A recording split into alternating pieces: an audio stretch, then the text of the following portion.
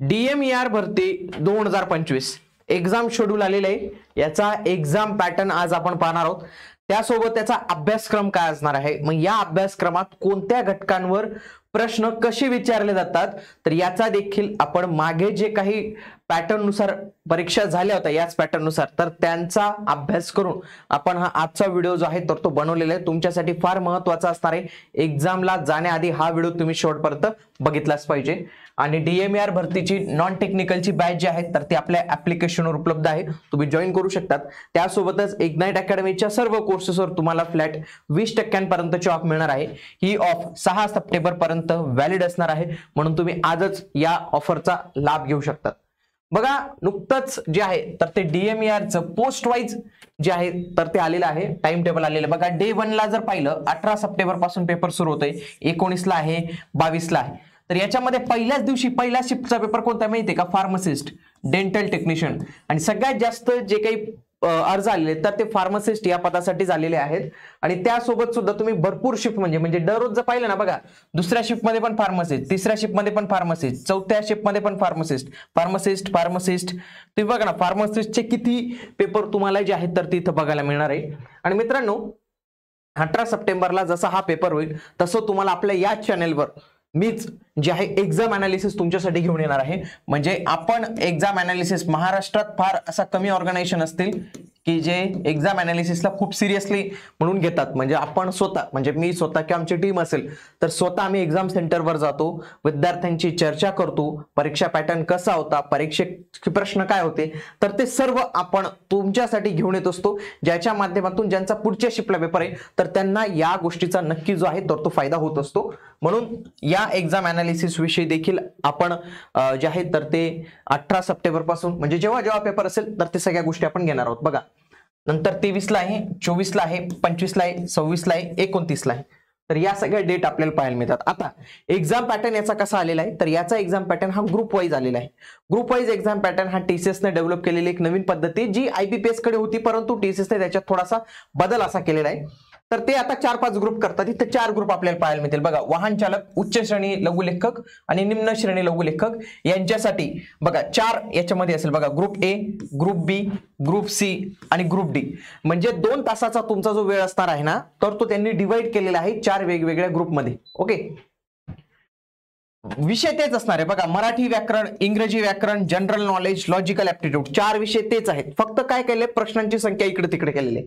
प्रत्येक जो ग्रुप असेल तर त्याला तुम्हाला 15 मिनिटं 15 मिनिटं 15 मिनिटं 15 मिनिटं प्रत्येक ग्रुपवर असतील 15 प्रश्न 15 प्रश्न आणि 15 प्रश्न हे तुम्हाला इथं बघायला मिळतात। आता ग्रुप A ला तुमची जेव्हा सुरुवात होते त्याच्यामध्ये 4 प्रश्न तुम्हाला मराठीचे, 3 इंग्रजीचे, 4 सामान्य ज्ञानचे आणि 4 तुम्हाला रिझनिंगचे प्रश्न पाहायला मिळतात। जेव्हा तुमचे हे 15 मिनिटं कंप्लीट होतील तर तुम्ही ऑटोमॅटिक ग्रुप B ला जातात।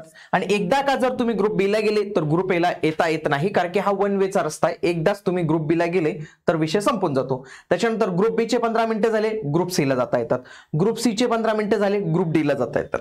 म्हणजे असं नाही होणार की तुम्ही म्हटल्यास की सर माझं हे 5च मिनिटात झालं मग मी इथं जातो, तसं नाही करता येणार। जरी सगळे प्रश्न सॉल्व्ह झाले तरी 15 मिनिटं तुम्हाला बसावंच लागणार आहे।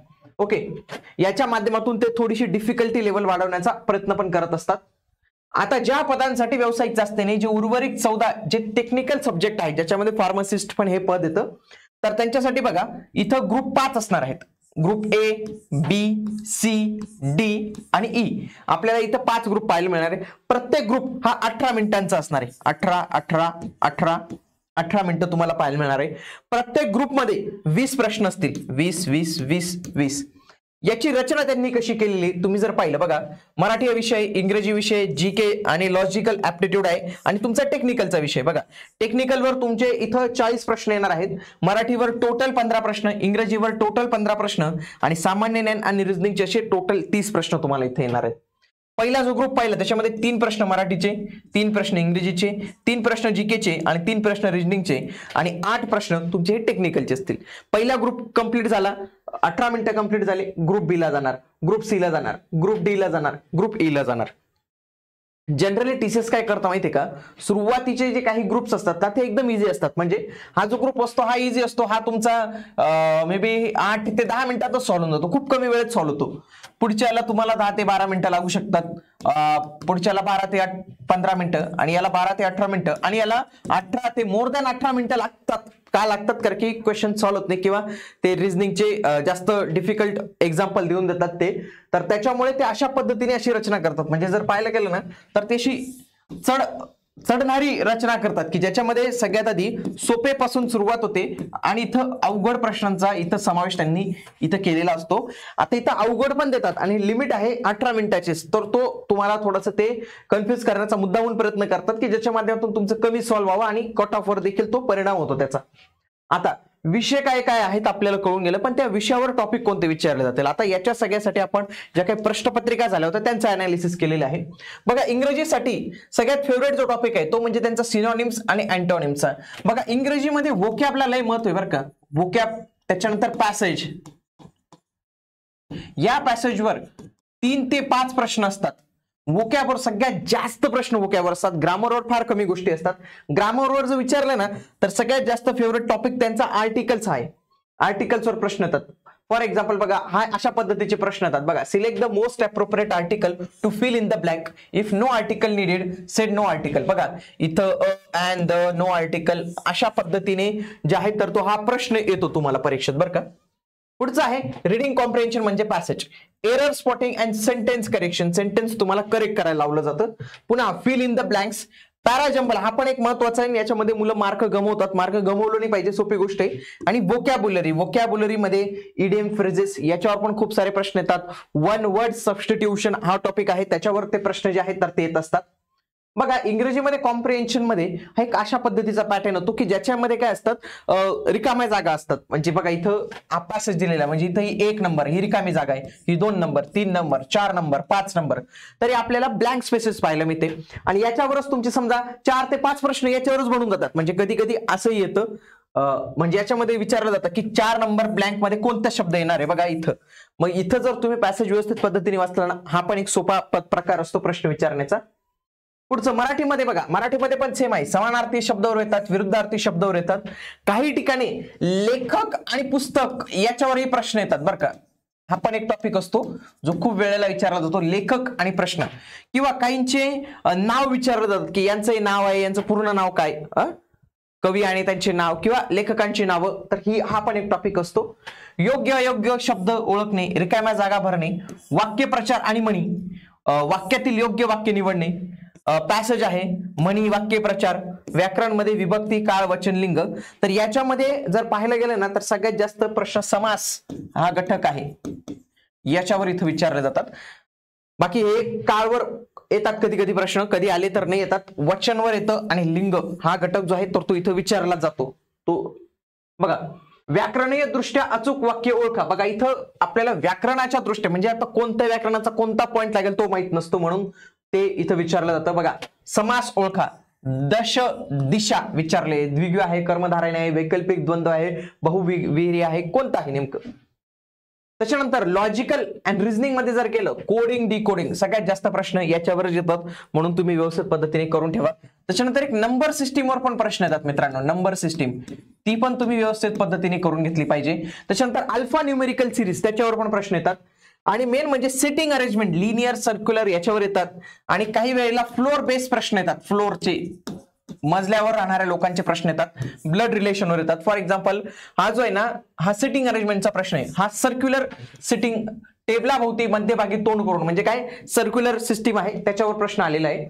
बघा, हा नातेसंबंधाचा आहे, पण हा तुम्हाला कोडिंग, डिकोडिंग याच्या पण मध्ये पण येतो. बघा, तुम्ही पहिले कोडिंग दिलेली त्यांनी, तर ती कोडिंग सॉल्व्ह करून आपल्याला नातेसंबंधाचं लॉजिक लागून इथं प्रश्न जो आहे तर तो सॉल्व्ह करावा लागतो.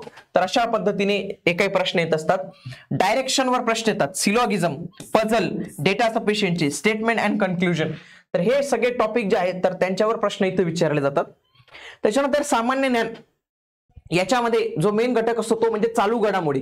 आता चालू घडामोडी तुम्ही कुठून करायचे माहितीये का, जानेवारी 2025 पासून करायचे ते जुलै पर्यंतचा करायचं, जुलै 2025 पर्यंतच वाचायचं आणि शक्यतो चालू घडामोडी कशा करायच्या माहिती आहे का अभ्यासताना TCS वाल्यांसाठी त्यांनी उलट करायचं म्हणजे 1 जुलै करायचं नंतर जून करायचं असं मागे जात जायचं.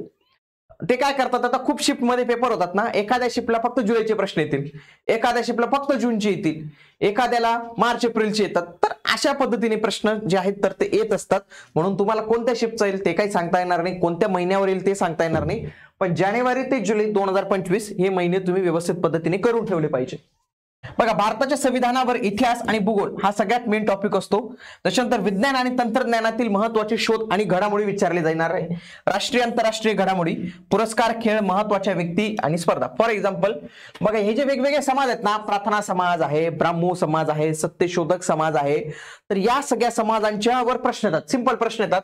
पहिले तर याची स्थापना कुठे झाली स्थापना स्थळ विचारलं जातं त्याच्यानंतर इयर विचारलं जातं त्याच्यानंतर त्यांच्याशी कोणी स्थापना केली त्यांचे अध्यक्ष कोण तर त्या व्यक्तींविषयी प्रश्न इथे विचारला जातो. 1857च्या उठावावर प्रत्येक परीक्षेत तुम्हाला एक प्रश्न पाहायला मिळेल. मग या 1857च्या उठावाचे नेतृत्व मग याचा बिमोड कोणी केला ते इंग्रज अधिकारी तर महाराष्ट्रातील कोण भारतातील कोण कानपूर मधलं कोणी उठावाचे नेतृत्व केलं बनारस मध्ये कोणी केलं महाराष्ट्रात कोणी केलं तर असे वेगवेगळे प्रश्न तुम्हाला या इतिहास या घटकाशी इथं बघायला मिळतात. म्हणजे इथं मॉडर्न हिस्ट्रीवर शक्यतो प्रश्न असतो. त्याच्यानंतर पॉलिटीमध्ये ते आता त्यांचा कल जो आहे तर तो कलम विचारण्यावर डायरेक्टली बघा घटना दुरुस्तीशी संबंधित कलम कोणते मग त्याच्यानंतर इथं जे मूलभूत हक्क आहेत तर त्यांच्यावरही प्रश्न येतात. त्यासोबतच राज्यघटनेमध्ये जे काही भाग दिलेले आहेत राज्यघटनेचे भाग हा भाग कोणत्याशी संबंधित त्याच्यानंतर शेड्यूल असतात अनुसूची असते तर कोणत्या अनुसूचीमध्ये कशाचा उल्लेख आहे तर त्याचा इथं विचारला जातो. त्याच्यानंतर कलम महत्वाचे जे कलम आहेत तर ते तुम्हाला इथं व्यवस्थित पद्धतीने करून जमावे लागतात. तर या सगळ्या घटकांवर प्रश्न येत असतो. तुमच्याकडे आता वेळ आहे मोजून 18 दिवस तुम्ही असं समजा 15 दिवस आहे पण मी जे काही टॉपिक सांगितलेले तर त्या टॉपिकनुसार तुमची तयारी झाली आहे का एकदा तुम्ही ती तुमची तयारी जी आहे तर ती चेक केली पाहिजे.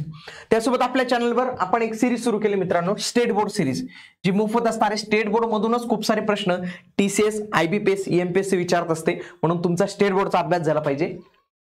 कल्याण डोंबिवलीची परीक्षा 9 सप्टेंबर पासून आहे त्याचा देखील परीक्षा पॅटर्न जाहीर झालेला आहे. त्याच्यानंतर सध्या कोणत्या जाहिराती चालू आहेत तुम्ही कोणत्या जाहिरातींसाठी फॉर्म भरला नसेल ना अजून तर हा व्हिडिओ नक्की बघा. आणि GK GS अतिसंभाव्य प्रश्नांचं आपली एक सिरीज चालू आहे की ज्याच्यामध्ये तुम्हाला त्या टॉपिकचा प्रश्न आणि त्याच्याशी संबंधित इतर माहिती सर्व काही गोष्टी क्लिअर केल्या जातात म्हणून तुम्ही हा व्हिडिओ नक्की बघितला पाहिजे. आणि इग्नाइट अकॅडमीचे दर्जेदार कोर्सेस आता विविध स्ट्रीम मध्ये उपलब्ध आहेत. तुमच्या परिवारात जर कोणी शालेय विद्यार्थी असेल तर त्याला तुम्ही नक्की सांगा की तुम्ही नवोदयची तयारी करा स्कॉलरशिपची तयारी करा आणि याच्यासाठी मार्गदर्शन देण्यासाठी आपलं इग्नाइट पाठशाला नावाचं YouTube चॅनल आहे त्याला तुम्ही सबस्क्राईब करून ठेवा. आणि आपलं एक ऍप्लिकेशन पण आहे इग्नाइट ऍप्लिकेशन इग्नाइट अकॅडमीचं ऍप्लिकेशन आणि इग्नाइट पाठशालाचं तर तिथूनही तुम्ही आपलं नवोदय परीक्षा स्कॉलरशिप परीक्षेचे कोर्सेस जॉईन करू शकतात. भेटूया आता आपण पुढील व्हिडिओमध्ये तोपर्यंत जय हिंद जय महाराष्ट्र धन्यवाद.